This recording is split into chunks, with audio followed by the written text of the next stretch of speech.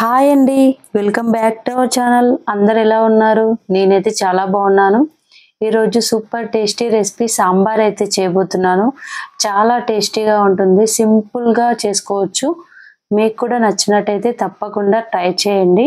ముందుగా నేను కుక్కర్ గిన్నెను అయితే తీసుకున్నాను. ఒక చిన్న కప్పు కందిపప్పు అయితే వేసుకున్నాను. హాఫ్ కప్పు పెసరపప్పు వేసుకోండి. పెసరపప్పు వేయడం ద్వారా సాంబార్ చిక్కగా వస్తుంది, టేస్ట్ కూడా చాలా బాగుంటుంది.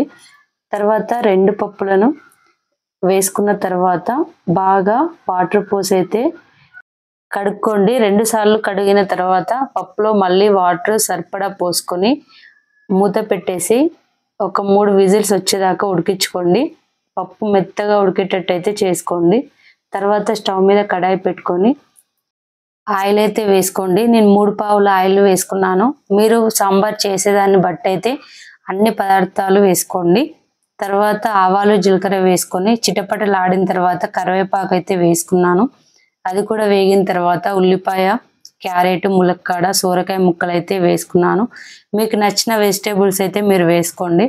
ఇవన్నీ వేసుకున్న తర్వాత ఒక 2 నిమిషాలు అయితే కలుపుకోండి. కొంచెం ఉప్పు వేసుకుంటే ముక్కలు అనేవి బాగా మగ్గిపోతాయి. ఇలా కలుపుకున్న తర్వాత మూత పెట్టేయండి. మూత పెట్టి ఒక 5 నిమిషాలు సిమ్లో పెట్టి ఉడికించుకోండి. వెజిటేబుల్స్ ఆయిల్లో ఫ్రై అయ్యి పచ్చివాసన అంతా పోతుంది. తర్వాత కొత్తిమీర అయితే వేసుకోవాలి.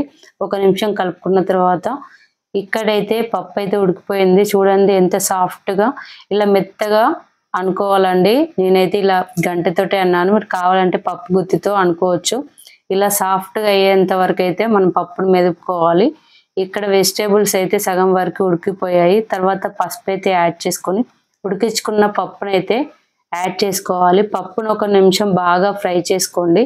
పప్పు కొంచెం వేగిందంటే చాలా టేస్టీగా ఉంటుంది. కొంతమంది పప్పును ముందే వేయించుకుంటారు కదా, అలా కూడా బాగుంటుంది. ఇలా పప్పు కొంచెం వేగిన తర్వాత చూడండి ఇలా వేయించుకోవాలి. చింతపండు రసం అయితే నేను తీసి పెట్టుకున్నాను, అది ఇందులో యాడ్ చేస్తున్నాను. నేను 4గురికి సరిపడా సాంబార్ అయితే చేస్తున్నాను, అందుకని ఇంత క్వాంటిటీ అయితే చింతపండు రసం వేసాను. ఇలా వేసుకున్న తర్వాత ఒక 2 నిమిషాలు మొత్తం పప్పు చారు కలిసేటట్టు బాగా కలుపుకోండి. ఇలా మొత్తం కలిసిన తర్వాత చూడండి ఎంత చిక్కగా కలర్ఫుల్గా కనిపిస్తుంది కదా. తర్వాత ఇక్కడ నేను సాంబార్ పొడిని అయితే యూజ్ చేశాను. ఇలా సాంబార్ పొడి వేసుకొని అందులోని మెంతుల జీలకర్ర పౌడర్, ధనియాల పౌడర్ వేసుకోండి. కొంచెం జీరా పౌడర్ కూడా వేసుకోండి. ఇలా వేసుకున్న తర్వాత కొంచెం కారం అయితే యాడ్ చేస్తున్నానండి, రుచికి సరిపడా. తర్వాత కల్లుప్పు వేస్తున్నాను, ఇది కూడా వేసుకుంటే ఇలా పులుసుల్లో చాలా చాలా రుచిగా ఉంటుంది. మొత్తం కలుపుకున్న తర్వాత సాంబార్ అయితే మరిగించుకోవాలి. తర్వాత నేను కాడలతో సహా కరివేపాకు అయితే వేసుకున్నాను. ఫ్లేవర్ చాలా చాలా బాగుంటుంది, ఇలా వేసుకొని చూడండి తప్పకుండా. మరిగిన తర్వాత వాసన ఇల్లు మొత్తం స్మెల్ అయితే వచ్చేస్తుంది, అంత బాగా వస్తుంది స్మెల్ అయితే. తర్వాత ఇక్కడ రుచికి ఇంకా ఎక్కువలాగా నేనైతే బెల్లం అయితే వేసుకున్నాను. చాలా బ్యాలెన్సింగ్గా పులుపు తగ్గుతుంది, టేస్ట్ కూడా చాలా చాలా బాగుంటుంది. ఇప్పుడు ఇంకొక గిన్నెనైతే పెట్టుకొని అందులో ఆయిల్ వేసుకొని మళ్ళీ కొన్ని ఆవాలు, జీరా అయితే వేసుకున్నాను. ఇక్కడ సాంబార్ అనేది మరుగుతూ ఉందండి. ఇప్పుడు పోపు పెట్టుకుంటే ఇంకా టేస్ట్ అయితే చాలా బాగుంటుంది. తర్వాత వెల్లుల్లి అయితే ఇలా వేయించుకోవాలి. ముందే తీసి పక్కన పెట్టుకొని ఇలా చేసుకుంటే చాలా చాలా బాగుంటుంది.